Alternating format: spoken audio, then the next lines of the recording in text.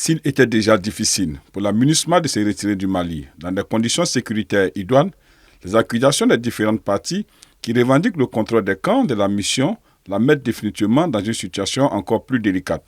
Le 13 octobre, devant le corps diplomatique accrédité au Mali, le ministre des Affaires étrangères et de la coopération internationale, Abdoulaye Diop, n'a pas marché ses mots sur la situation à Kidal, où, quelques jours plus tôt, les groupes armés de la SEMA avaient pris le contrôle du camp des bataillons des forces armées reconstitués et de postes avancés abandonnés par la MINUSMA.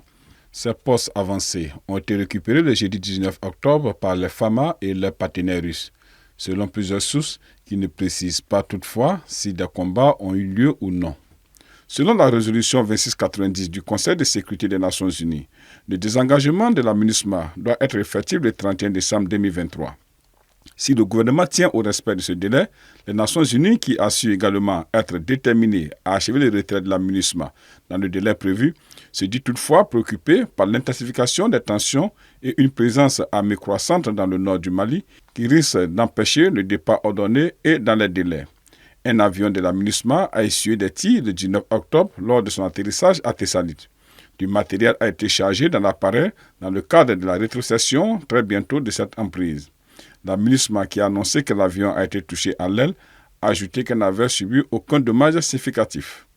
La question de la gestion sécurisée des munitions est aussi un enjeu dans le cadre du retrait des contingents. Celles qui ne sont pas transférables aux contingents d'origine nécessitent une élimination minutieuse.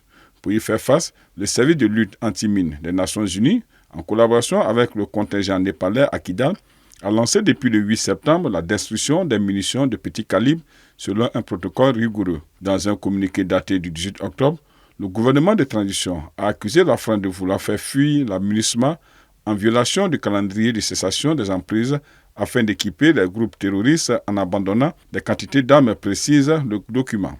À ce jour, 2680 membres de la force de la MINUSMA, 596 membres de la police des Nations Unies et 81 membres du personnel international et 10 volontaires des Nations Unies ont été rapatriés, ce qui porte le total à 3367 membres de l'ONU qui ont quitté la mission.